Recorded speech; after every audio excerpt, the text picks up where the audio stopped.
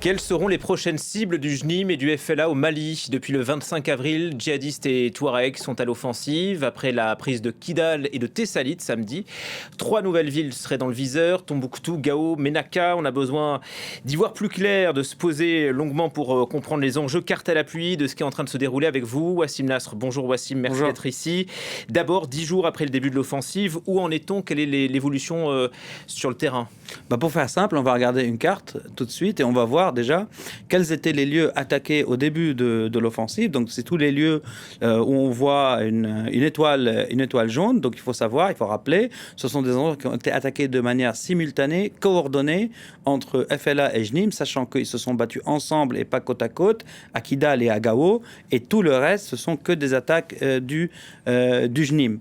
Depuis, comme vous l'avez très bien rappelé, les Russes, l'Africa Corps s'est retiré de Kidal, donc évidemment avec l'armée malienne, s'est retiré de Tessalit, donc c'est un bastion militaire à la frontière algérienne, vers Aguelhok, et de Kidal à Anéfis, et de Tessit, donc les Russes aussi, vers Gao. On a des images par ailleurs de l'Africa Corps en train de se retirer de Kidal, et c'est très intéressant, on va les voir, parce qu'ils se retirent en fait en bon ordre. Ça veut dire qu'ils n'ont pas été inquiétés, on ne leur a pas tiré dessus, surtout quand on regarde la carte, même si l'accord pour se retirer de Kidal, ville, était conclu selon eux avec le FLA, on sait évidemment que aussi c'était un accord qui a été conclu avec le JNIM, parce qu'on a des images assez rares, parce que le JNIM n'a pas communiqué sur sa présence au combat, en tout cas en images. On a des images du JNIM à Kidal qui sont assez explicites, on va les voir peut-être.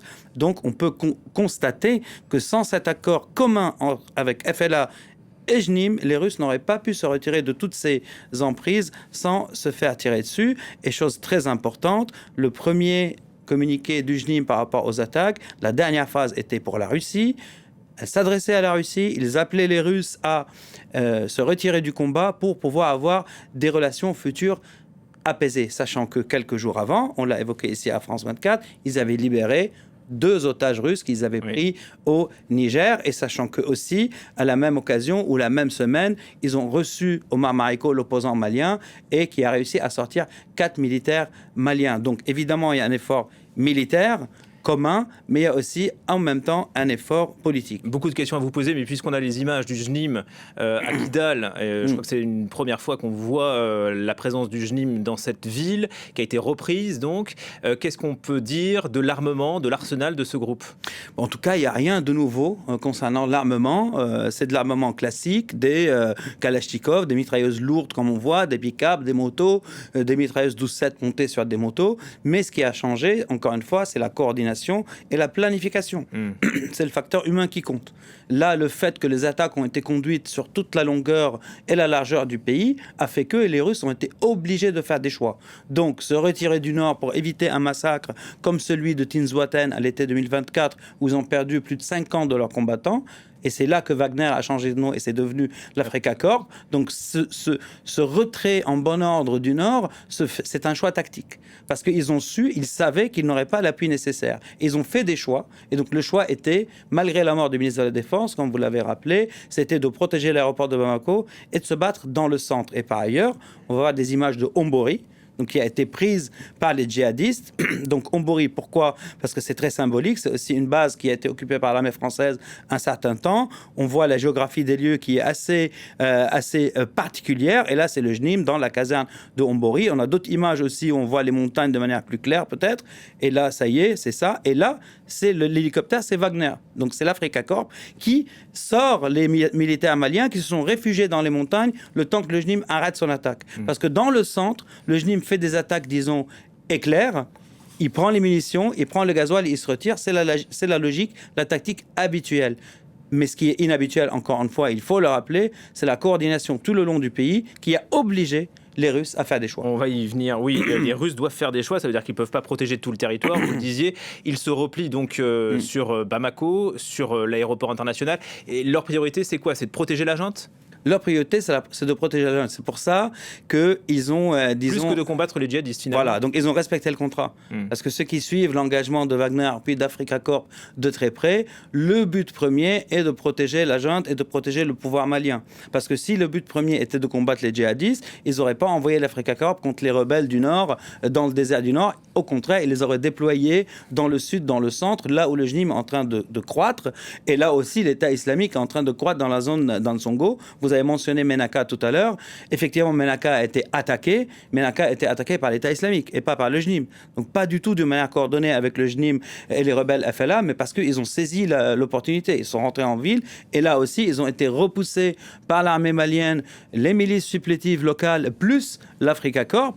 Mais la situation reste très critique. Ça veut dire que la ville est sous contrôle gouvernemental, disons, mais toute la région de Ménaka ou le secteur, disons, de Ménaka-Ansongo est sous le contrôle de l'État islamique. Et par ailleurs, c'est là que l'État islamique détient 3 otages occidentaux, une Suissesse, une Autrichienne et un pilote américain, tous pris au Niger, les 2 femmes à Agadez et le pilote qui a été pris quand même à 140 mètres du palais présidentiel à Niamey.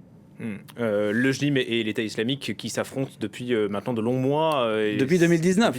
Ils s'affrontent depuis 2019. C'est des batailles rangées dans la région, dans le secteur de Ménaka, dans la zone des 3 frontières, au nord-est du Burkina Faso. Et maintenant, et on l'a rappelé il y a quelques jours ici même, ils se font la course à la frontière entre le Nigeria et Bénin. Donc la nouvelle zone des 3 frontières où, à cette faveur, il y a les premiers combats entre le JNIM et l'État islamique à Pété-le-Collé, à la frontière entre le Burkina et le Niger, mais aussi dans un secteur au nord-ouest du Nigeria. Ce sont des premières. Donc, et c'est bien de le rappeler, parce que malgré la guerre qu'ils mènent contre les États respectifs et les milices supplétives, ils ont le loisir ou la capacité de consacrer beaucoup de leurs ressources pour se faire la guerre entre eux. Ce qui donne une idée, en tout cas, de la liberté d'action et de mouvement qu'ils ont. Parlons de cette alliance, Wassim, entre les Touaregs du FLA et le JNIM. Vous l'aviez annoncé vous-même, je crois que c'était il y a un an sur France 24. Exactement, il y a un an. Alliance circonstance mais assumée. Qu'est-ce que ça peut donner sur le long terme? Qu'est-ce que les Touaregs, les indépendantistes, auraient pu avoir en échange de leur soutien militaire au JNIM? Une avancée pour l'indépendance? En fait, c'est une alliance entre la rébellion du Nord, qui est certes à majorité Touareg, mais qui contient aussi d'autres éléments arabes ou d'autres ethnies dans le Nord qui sont marginalisées depuis des décennies. Le fait est qu'en dénonçant les accords d'Alger, Bamako a poussé les rebelles du Nord à cette alliance ouverte et assumée avec le JNIM parce qu'ils les ont qualifiés de terroristes d'un côté, ils les ont combattus en priorité au combat qu'ils menaient contre les djihadistes. Donc ce qui était, disons, annoncé ici même, on l'a annoncé tous les deux, je pense, il y a un an, qui était sur le papier, s'est traduit dans la réalité avec cette coordination militaire, mais le Grand Est demeure dans la gouvernance.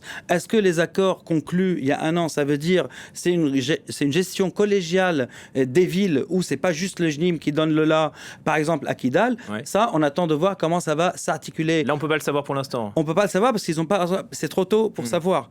Et on va voir la gouvernance, quelle forme elle va prendre. Mais en tout cas, le fait que ça soit assumé des deux côtés, que ce soit dans les communiqués ou dans les prises de parole, c'est déjà quelque chose de très important. Et on peut imaginer, on peut même affirmer que l'un et l'autre ont vu leur ambition par rapport à tel ou tel dossier à la baisse pour réguler les demandes et pouvoir faire quelque chose de commun. Notamment sur la chose religieuse, le JNIM veut l'instauration de la charia, le FLA est plutôt laïque, complètement laïque même.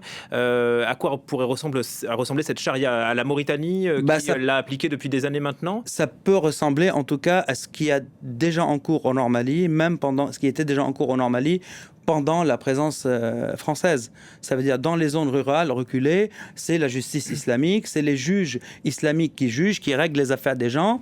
Et effectivement, ça se fait. Ce sont des juges civils aussi qui jugent, islamiques civils qui jugent au nom du JNIM. Donc c'est quelque chose de courant et raccord avec les coutumes. Mais là, on ne parle pas de zone urbaine. C'est pour ça que quand on parle par exemple de Bamako ou d'autres centres urbains, ça ne se passera pas de la même manière. D'où aussi l'intérêt, que ce soit du JNIM, surtout du JNIM, mais pas du FLA, de trouver des alliances autres. D'où par exemple... Politique, plus politique. Exactement. Politique, donc comme l'initiative du CFR dont on a parlé, dont le garant est l'imam Diko. Par exemple, Oumar Mariko. Les deux vivent en exil. Exactement. Oumar Mariko qui a été cherché et qui a réussi à sortir 4 otages et qui est poursuivi pour le coup par les autorités autorités maliennes par la junte en l'accusant d'adhérer les attaques de Bamako. Donc Omar Mariko qui est un marxiste quand même. Donc ils ont intérêt, donc le JNIM, à élargir l'alliance au-delà même des figures islamistes comme l'imam Diko, et ça, par ricochet ou par conséquence, mènera à des revendications autres que juste appliquer la charia sous le modèle d'un émirat. Donc il y aura une gouvernance, certes islamique, mais elle pourrait ressembler à quelque chose qui est déjà en cours au Nord-Mali ou qui est déjà en cours dans les pays de la région. Notamment la Mauritanie.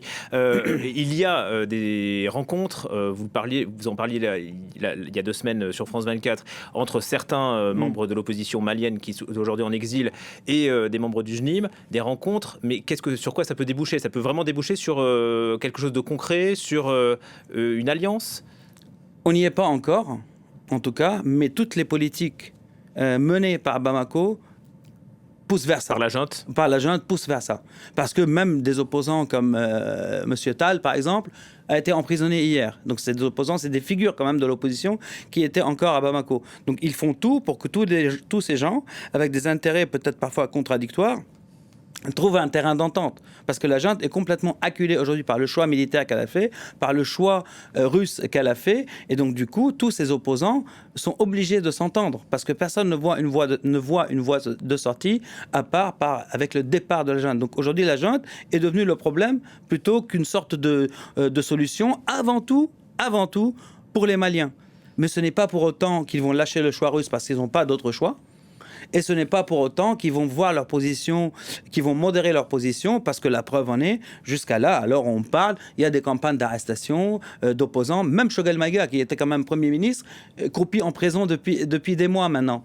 Donc leurs choix sont jusqu'à-boutistes, et aujourd'hui, avec la mort du ministre de la Défense, Camara, qui était numéro 2 du pouvoir, ça aussi, je pense, ça va mener à des politiques jusqu'à-boutistes, et c'est pas pour autant que les Russes vont lâcher, au contraire, je pense que ça va durcir encore plus, et donc les oppositions sont obligées de trouver un terrain d'entente, même si c'est avec le JNIM qui, pour le coup, là, sera aussi obligé, pour trouver ce terrain d'entente, de modérer ses positions. Pour l'instant, en tout cas, c'est affrontement et blocus. Est-ce que vous avez des informations sur ce qui se passe à Bamako? Est-ce qu'il y a des pénuries, par exemple?